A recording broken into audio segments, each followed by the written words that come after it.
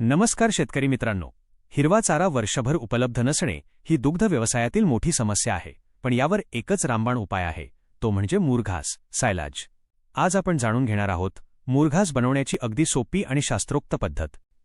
सगळ्यात पहिली पायरी म्हणजे योग्य पिकाची निवड.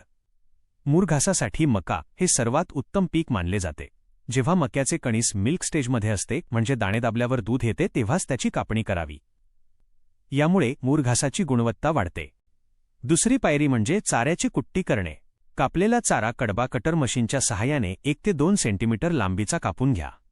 कुट्टी बारीक असेल तर ती दाबून भरणे सोपे होते आणि हवा निघून जाण्यास मदत होते. तिसरी पायरी म्हणजे बॅग किंवा खड्डा भरणे. ही कुट्टी सायलेज बॅगमध्ये किंवा जमिनीतील सिमेंटच्या खड्ड्यात भरा. प्रत्येक थरानंतर चारा व्यवस्थित तुडवून त्यातील हवा पूर्णपणे काढून टाका. लक्षात ठेवा, हवा राहिल्यास चाऱ्याला बुरशी लागू शकते. चौथी पायरी म्हणजे प्रक्रिया. चारा भरताना त्यावर गूळ, मीठ आणि सायलेज कल्चरचे बॅक्टेरिया द्रावण शिंपडा. यामुळे आंबवण प्रक्रिया वेगाने होते आणि चाऱ्याला छान आंबटगोड वास येतो, जो गायींना खूप आवडतो. शेवटी खड्डा किंवा बॅग पूर्णपणे हवाबंद एअरटाईट करा. कुठेही छिद्र राहणार नाही याची काळजी घ्या. साधारण 40 ते 50 दिवसांत तुमचा सकस मुरघास तयार होतो.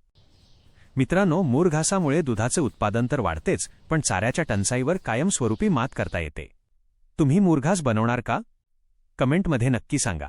अशाच माहितीपूर्ण व्हिडिओंसाठी ॲनिमल वर्ल्ड मराठीला सबस्क्राईब करा, व्हिडिओ लाईक करा आणि